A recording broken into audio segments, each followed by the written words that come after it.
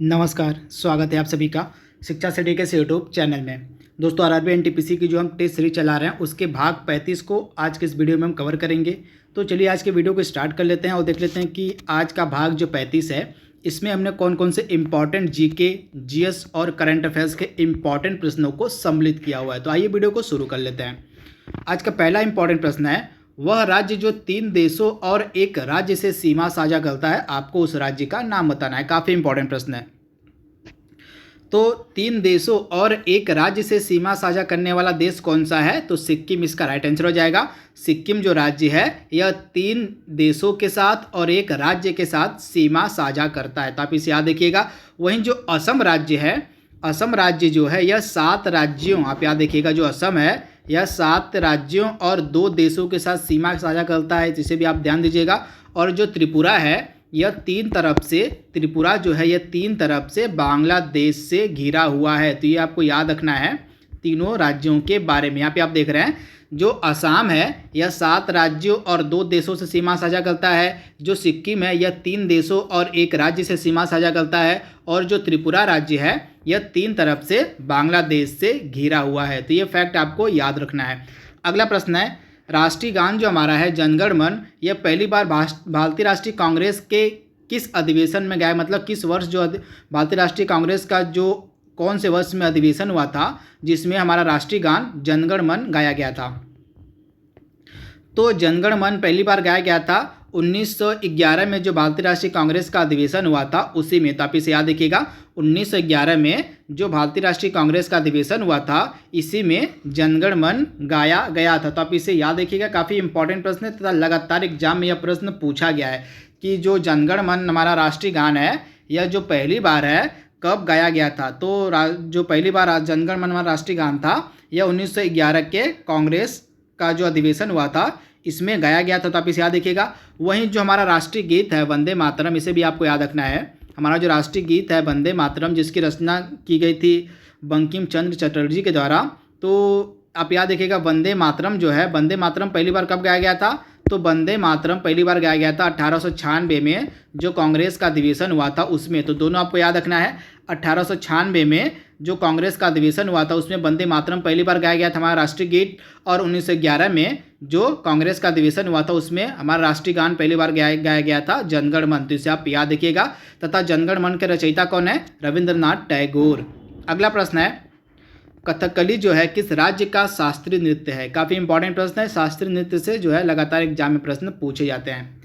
तो आइए मैं आपको सभी जो हमारे देश में शास्त्रीय नृत्य हैं, जो क्लासिकल डांस हैं, उन सभी के बारे में आपको बता देता हूं।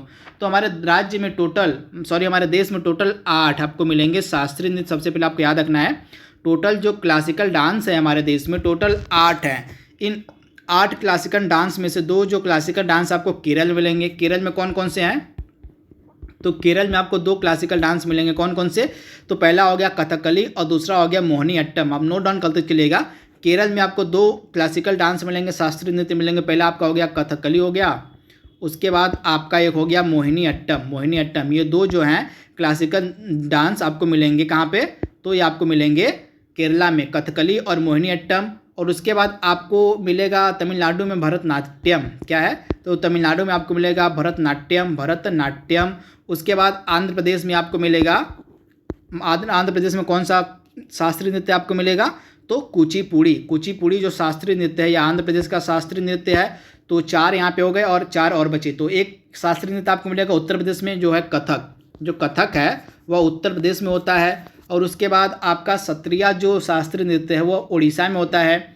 उसके बाद जो मणिपुरी शास्त्रीय नृत्य है यह कहाँ पे होता है? मणिपुर में होता है। और एक लास्ट आपका है ओडिसी शास्त्रीय नृत्य जो उड़ीसा में होता है। टोटल 8 शास्त्रीय नृत्य है हमारे देश में। मैं एक बार फिर से रिपीट कर दे रहा हूँ। केरल में 2 शास्त्रीय नृत्य हैं, पहला हो गया कथकली और दूसरा हो गया मोहिनी अट्टम। तमिलनाडु में एक है भरतनाट्यम, आंध्र प्रदेश में एक है कुचिपुड़ी, और कथक जो होता है शास्त्रीय नृत्य आपको मिलेगा उत्तर प्रदेश में। उसके बाद सत्रिया जो शास्त्रीय नृत्य है आपको मिलेगा उड़ीसा में। उसके बाद सत्रिया आपको मिलेगा उड़ीसा में। सत्रिया जो शास्त्रीय नृत्य है आपको मिलेगा उड़ीसा में। उसके बाद ओडिसी जो शास्त्रीय नृत्य है आपको मिलेगा कहाँ पे? तो ओडिसी आपको मिलेगा उड़ीसा में। और मणिपुरी आपको मिलेगा जो है कहाँ पे, मणिपुर में। यहाँ पे एक कन्फ्यूजन थोड़ा सा सत्रिया के बारे में, सत्रिया का मुझे थोड़ा सा कन्फ्यूजन, जो सत्रिया शास्त्रीय नृत्य है इसमें मुझे थोड़ा सा डाउट है। तो क्या आपको पता है सत्रिया किस राज्य का, मुझे थोड़ा सा डाउट इसमें है। तो सत्रिया जो शास्त्रीय नृत्य, अगर इसका आपको आंसर पता होगा तो आप कमेंट बॉक्स में बताइएगा। अगला प्रश्न है, गोल यानी कि राउंड रेवोल्यूशन जो है किसके उत्पादन से संबंधित है। काफ़ी इंपॉर्टेंट प्रश्न है।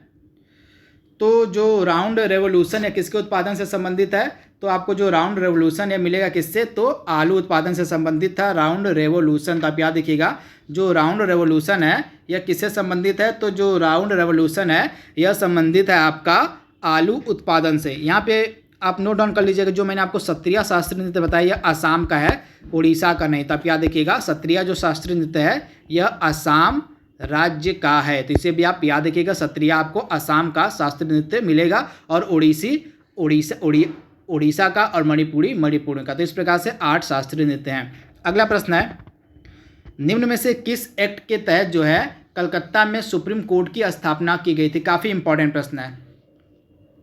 तो दिए गए कौन से एक्ट के तहत जो है कलकत्ता में सुप्रीम कोर्ट की स्थापना 1774 ईस्वी में की गई थी। डेट भी आपको यह पता रखना है। तो यह जो रेगुलेटिंग एक्ट था 1773 का, इसी के तहत जो है कलकत्ता में सुप्रीम कोर्ट की स्थापना की गई थी 1774 ईस्वी में। तो आप इसे याद रखिएगा। तथा सुप्रीम कोर्ट जो कलकत्ता में स्थापित किया गया था 1774 में, इसमें एक मुख्य न्यायाधीश थे और 3 अतिरिक्त न्यायाधीश थे। तथा इसके मुख्य न्यायाधीश कौन बनाया गया था, तो एलिजा इम्पे। आप याद रखिएगा एलिजा इम्पे। तो एलिजा इम्पे कौन था, तो कलकत्ता में जब सुप्रीम कोर्ट की स्थापना की गई थी 1773 रेगुलेटिंग एक्ट के तहत, तो इसका जो पहला मुख्य न्यायाधीश था वह कौन बना था, तो एलिजा इम्पे। तो इसे भी आप ध्यान दीजिएगा। अगला प्रश्न है, निम्नलिखित में से कौन भारत का अंतिम गवर्नर जनरल तथा भारत का प्रथम वायसराय था। काफ़ी इंपॉर्टेंट प्रश्न है। तो इसमें से कौन जो था भारत का अंतिम गवर्नर जनरल और प्रथम वायसराय बना था, तो इसका नाम है लॉर्ड कैनिंग। तो लॉर्ड कैनिंग जो था यह भारत का अंतिम गवर्नर जनरल और भारत का प्रथम वायसराय बना था। तो इसे भी आप याद रखिएगा, काफ़ी इंपॉर्टेंट प्रश्न है, यह कई बार एग्जाम में पूछा गया है। तथा लॉर्ड कैनिंग के समय ही आप याद रखिएगा 1857 का विद्रोह हुआ था। लॉर्ड कैनिंग के समय ही 1857 का विद्रोह हुआ था। तथा 1856 में जो विधवा पुनर्विवाह अधिनियम था यह भी इसी के समय पारित किया गया। तो इसे भी आप याद रखिएगा, जो 1856 में विधवा पुनर्विवाह अधिनियम था यह भी लॉर्ड कैनिंग के समय में ही पारित किया गया था। तथा लॉर्ड कैनिंग जो था यह भारत का अंतिम गवर्नर और जनरल और भारत का प्रथम वायसराय था। अगला है, सरोजिनी नायडू को नाइटिंगेल ऑफ इंडिया किसने कहा था। तो सरोजिनी नायडू को नाइटिंगेल ऑफ इंडिया किसने कहा था, तो सरोजिनी नायडू को जो है नाइटिंगेल ऑफ इंडिया कहा था महात्मा गांधी ने। तो आप इसे याद रखिएगा, सरोजिनी नायडू को नाइटिंगेल ऑफ इंडिया किसने कहा था, तो महात्मा गांधी ने कहा था। तो इसे भी आप याद रखिएगा, ऑप्शन बी इसका बिल्कुल सही है। महात्मा गांधी ने जो है सरोजिनी नायडू को नाइटिंगेल ऑफ इंडिया कहा था। तो आप इसे याद रखिएगा। तथा दादा भाई नौरोजी को हम कहते हैं grand old man of India. तो इसे भी आप ध्यान दीजिएगा। तथा महात्मा गांधी को महात्मा किसने कहा था, ये भी कई बार एग्जाम पूछा गया है।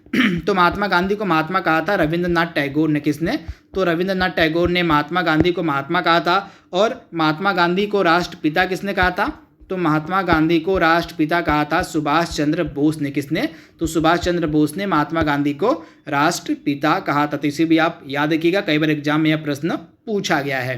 अगला इंपॉर्टेंट प्रश्न है, ट्राइस्ट विद डेस्टिनी निम्न में से क्या है। काफ़ी इंपॉर्टेंट प्रश्न है। तो ट्राइस्ट विद डेस्टिनी क्या है, तो यह एक भाषण है। आपको पता होगा 14 अगस्त 1947 के दिन, 14 अगस्त 1947 के दिन जो भाषण दिया गया था पंडित जवाहरलाल नेहरू के द्वारा, उस भाषण को कहा जाता है ट्राइस्ट विद डेस्टिनी। तो आप इसे याद रखिएगा, ट्राइस्ट विद डेस्टिनी नामक जो भाषण था यह 14 अगस्त 1947 को जवाहरलाल नेहरू के द्वारा दिया गया था। तो इसे आप याद रखिएगा। इस प्रश्न में थोड़ा सा आप डाउट क्लियर कर लीजिए अपना। मैंने यहाँ पे बताया आपको कि भारत का अंतिम गवर्नर जनरल और भारत का प्रथम वायसराय, तो आपको पता होगा लॉर्ड कैनिंग के समय ही 1857 का विद्रोह हुआ था। तो 1857 का जब विद्रोह समाप्त होता है तो 1858 में जो है महारानी जो एलिजा वहाँ की थी, एलिजाबेथ, इन्होंने यह घोषणा कर दी कि जो गवर्नर जनरल का पद था वह भारत में अब समाप्त कर दिया जाएगा और गवर्नर जनरल के पद पर जो है गवर्नर जनरल के पद के स्थान पे भारत में वायसराय का पद लाया जाएगा। तो इसी कारण से जो लॉर्ड कैनिंग था यह भारत का अंतिम गवर्नर जनरल बनता है तथा भारत का प्रथम वायसराय भी यही बनता है। तो 1858 में जो 1857 की क्रांति के बाद जो 1858 में गवर्नर जनरल का पद समाप्त कर दिया गया था, इसके पद के स्थान पर भारत का जो है वायसराय का पद लाया गया था। तो इसे आप ध्यान दीजिएगा, कंफ्यूज मत होइएगा। अगला प्रश्न है, भारत का सर्वाधिक आबादी वाला द्वीप कौन सा है? तो दिए गए ऑप्शंस में से भारत का सर्वाधिक आबादी वाला द्वीप कौन सा है? तो सालसेट जो है भारत का सर्वाधिक आबादी वाला द्वीप है। इसी द्वीप पे जो है जो मुंबई शहर है वह बसा हुआ है। तो इसे आप याद रखिएगा। तथा ये जो माजुली द्वीप है यह विश्व का सबसे बड़ा नदी द्वीप है। कौन सा? तो जो माजुली द्वीप है यह विश्व का सबसे बड़ा, आप याद रखिएगा, जो माजुली द्वीप है यह विश्व का सबसे बड़ा नदी द्वीप है। तथा यह किस नदी पर है? तो यह ब्रह्मपुत्रा नदी पे। इसे भी आप ध्यान दीजिएगा, जो ब्रह्मपुत्रा नदी है उसी ब्रह्मपुत्रा नदी में यह द्वीप है जिसका नाम है माजुली नदी द्वीप तथा यह विश्व का सबसे बड़ा नदी द्वीप है। तो दोनों आपको याद रखना है, माजुली के बारे में भी और सालसेट के बारे में भी। सालसेट जो है सर्वाधिक आबादी वाला द्वीप है तथा इसी द्वीप पे जो है मुंबई शहर बसा हुआ है। अगला प्रश्न है, गुरु शिखर पर्वत चोटी कौन से राज्य में अवस्थित है? तो गुरु शिखर जो पर्वत चोटी आपको मिलेगी राजस्थान में तथा यह जो गुरु शिखर पर्वत चोटी है यह अरावली की सबसे ऊंची पर्वत चोटी। इसे भी आप ध्यान दीजिएगा, अरावली की जो सबसे ऊंची पर्वत चोटी है उसको हम कहते हैं गुरु शिखर। तो इसे आप ध्यान दीजिएगा। अगला प्रश्न है, विश्व जल संरक्षण दिवस कब मनाया जाता है? काफ़ी इंपॉर्टेंट प्रश्न है। तो जो विश्व जल संरक्षण दिवस है यह कब मनाया जाता है? तो प्रतिवर्ष 22 मार्च के दिन जो है विश्व जल संरक्षण दिवस मनाया जाता है। अगला प्रश्न है, ग्लोबल 500 पुरस्कार प्रदान किए जाते हैं किस क्षेत्र में? तो पर्यावरण प्रतिरक्षा के लिए जो है प्रतिवर्ष जो है ग्लोबल 500 पुरस्कार दिए जाते हैं। तो आप इसे याद देखिएगा, ऑप्शन जो सी है इस प्रश्न का बिल्कुल सही है।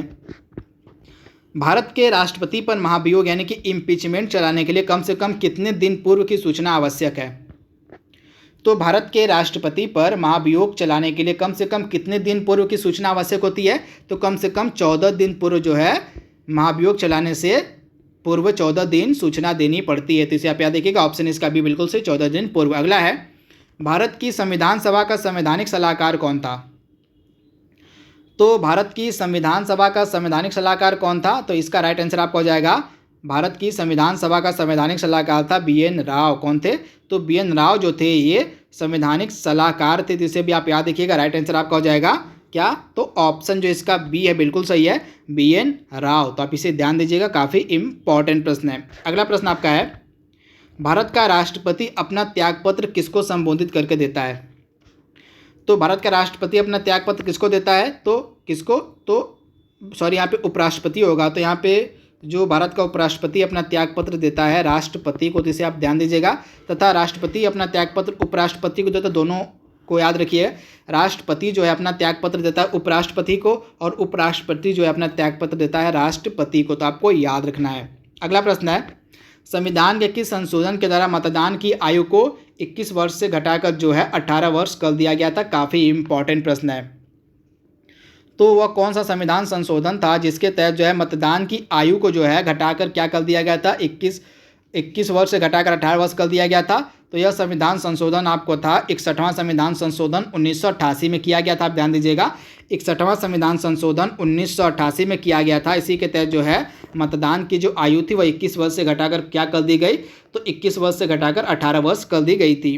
अगला प्रश्न है, प्लवन में जो है समुद्र में प्लवन करते हुए जो आइसबर्ग होते हैं उनका कितना भाग समुद्र के ऊपर रहता है? काफ़ी इंपॉर्टेंट प्रश्न है। तो समुद्र में प्लवन करते हुए जो आइसबर्ग होते हैं उनका कितना प्रतिशत हिस्सा जो समुद्र के ऊपर होता है यानी कि दिखाई पड़ता है? तो आइसबर्ग का जो 1/9 हिस्सा होता है वह ऊपर दिखाई पड़ता है। तो इसे आप ध्यान दीजिएगा। अगला प्रश्न है, किसी वस्तु का 3 डायमेंशनल प्रतिरूप यानी कि त्रिविमी चित्र को अंकित तथा पुनरावृत्त करने के लिए किस तकनीक का प्रयोग किया जाता है? तो किसी वस्तु का जो त्रिविमी चित्र है, जो 3 डायमेंशनल चित्र है, वह किसकी सहायता से लिया जाता है? तो होलोग्राफी की सहायता से। राइट आंसर आपका हो जाएगा होलोग्राफी। अगला प्रश्न है, किसी तारे का रंग क्या दर्शाता है? तो किसी तारे का रंग दर्शाता है उसका ताप, यानी ऑप्शन इसका बी बिल्कुल सही है, उसका ताप। अगला प्रश्न है, निम्न में से किस रंग का सबसे लंबा तरंग दैर्घ्य होती है यानी कि वेवलेंथ होती है?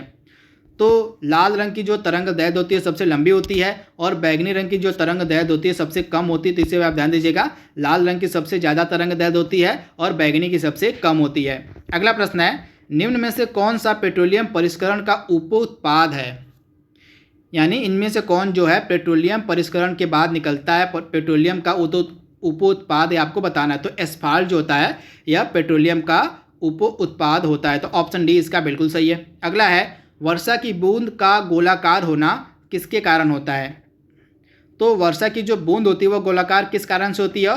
तो पृष्ठ तनाव के कारण। तो राइट आंसर आपका हो जाएगा पृष्ठ तनाव के कारण जो है वर्षा की जो बूंद होती है वह गोलाकार होती है। अब हम करंट अफेयर्स के प्रश्नों को डिस्कस करेंगे। तो यहाँ पे करंट अफेयर्स का पहला प्रश्न है, इसरो यानी कि भारतीय अंतरिक्ष अनुसंधान संगठन जिसको कहते हैं, इसका फुल नेम भी आपको पता होना चाहिए।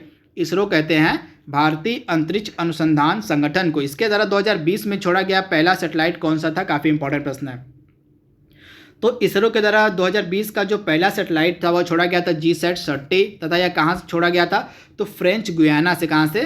तो जो GSAT-30 था यह छोड़ा गया था फ्रेंच गुयाना से तथा यह इसरो द्वारा छोड़ा गया 2020 का पहला सैटेलाइट था। तो आप इसे याद रखिएगा, काफ़ी इंपॉर्टेंट प्रश्न है। तथा इसरो की स्थापना जो है की गई थी 1969 में, बेंगलुरु में इसका हेडक्वार्टर है तथा के सिवन जो हैं इसके वर्तमान में प्रमुख हैं। तो इसे भी आपको याद रखना है। अगला प्रश्न है, हाल ही में किस राज्य के हुबली एयरपोर्ट को बेस्ट उड़ान एयरपोर्ट का दर्जा दिया गया है? तो जो हुबली एयरपोर्ट है यह आपको मिलेगा कहाँ पे? तो हुबली एयरपोर्ट आपको मिल जाएगा कर्नाटका में तथा इसी को जो है बेस्ट उड़ान एयरपोर्ट डिक्लेयर किया गया हाल ही में। तो आप इसे याद रखिएगा, काफ़ी इंपॉर्टेंट है।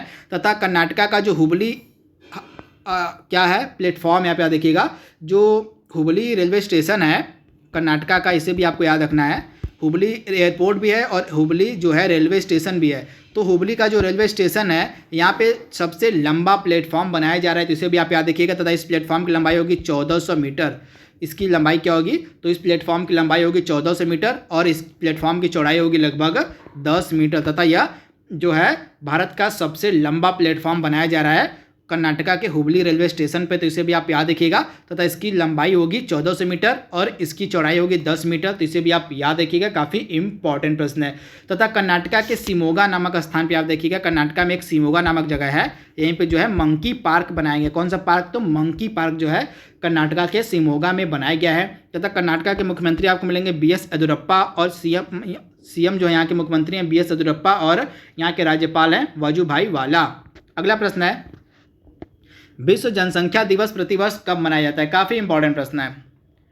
तो जो विश्व जनसंख्या दिवस है प्रतिवर्ष कब मनाया जाता है? तो प्रतिवर्ष 11 जुलाई के दिन जो है विश्व जनसंख्या दिवस मनाया जाता है। तो आप इसे याद रखिएगा, काफ़ी इंपॉर्टेंट प्रश्न है। तथा इस वर्ष 2020 को जो विश्व जनसंख्या दिवस मनाया गया, इसकी थीम क्या रखी गई? तो काफ़ी इंपॉर्टेंट इसकी थीम है। तो इसकी थीम थी how to safeguard the health and rights of women and girls now. ये थीम आपके लिए इंपॉर्टेंट है, मैं एक बार रिपीट कर दे रहा हूँ, आप नोट डाउन कर लीजिएगा। जो विश्व जनसंख्या दिवस 2020 का मनाया गया 11 जुलाई को, इसकी इस बार की थीम थी how to safeguard the health and rights of women and girls now. तो इसे आप ध्यान दीजिएगा। अगला प्रश्न है, हाल ही में किस राज्य सरकार के द्वारा दूध और डेयरी उत्पादों की शुद्धता सुनिश्चित करने के लिए एक अभियान चलाया गया जिसका नाम है प्योर फॉर श्योर अभियान?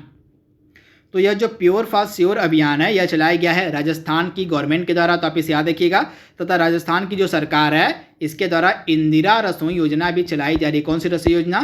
तो इंदिरा रसोई योजना जो है यह भी राजस्थान की गवर्नमेंट के द्वारा चलाई जा रही है। अगला प्रश्न है, हाल ही में किस देश ने कोड़े मारने की सजा को प्रतिबंधित यानी कि खत्म कर दिया है? तो कोड़े मारने की सजा को किस देश ने खत्म किया है? तो इसका राइट आंसर आपका हो जाएगा सऊदी अरब। तो आप इसे याद देखिएगा, सऊदी अरब ने जो है कोड़े मारने की सजा को अपने यहाँ खत्म कर दिया है। अगला प्रश्न है, हाल ही में किस राज्य सरकार के द्वारा जीवन शक्ति योजना शुरू की गई है? काफ़ी इंपॉर्टेंट प्रश्न है। तो जीवन शक्ति योजना और जो जीवन अमृत योजना है ये दोनों योजनाएं चलाई गई थी मध्य प्रदेश की गवर्नमेंट के द्वारा। तो राइट आंसर आपका हो जाएगा मध्य प्रदेश। अगला प्रश्न है, मलाला दिवस प्रतिवर्ष कब मनाया जाता है? काफ़ी इंपॉर्टेंट प्रश्न है। तो मलाला दिवस प्रतिवर्ष कब मनाया जाता है? तो 12 जुलाई के दिन। तो राइट आंसर आपका हो जाएगा 12 जुलाई के दिन जो है मलाला दिवस मनाया जाता है। तो आप इसे याद रखिएगा, काफ़ी इंपॉर्टेंट प्रश्न है। तथा मलाला यूसुफजई के ऊपर जो एक फिल्म बन रही है जिसका नाम है गुल मकई, इसे आपको याद रखना है। मलाला यूसुफजई के ऊपर एक फिल्म बन रही है जिसका नाम है गुल मकई, तो इसे भी आप याद रखिएगा। तथा क्या आप कमेंट बॉक्स में बता सकते हैं कि मलाला यूसुफजई को जो नोबेल पीस प्राइज़ दिया गया था वह किस वर्ष दिया गया था? तो अगर आपको इसका जवाब पता है तो कमेंट बॉक्स में दीजिएगा। आज का लास्ट प्रश्न है, स्कॉट मॉरिसन किस देश के प्रधानमंत्री हैं? तो स्कॉट मॉरिसन किस देश के प्रधानमंत्री हैं? तो ऑस्ट्रेलिया के प्रधानमंत्री हैं। कौन? तो स्कॉट मॉरिसन। ब्रिटेन के प्रधानमंत्री कौन है? तो बोरिस जॉनसन। कौन है? तो बोरिस जॉनसन जो हैं ये हैं, आपको मिलेंगे बोरिस जॉनसन प्रधानमंत्री हैं ब्रिटेन के। और ऑस्ट्रेलिया के प्रधानमंत्री कौन है? Scott Morrison. और फ्रांस के नए प्रधानमंत्री बने हैं जीन कास्टेक्स। कौन है?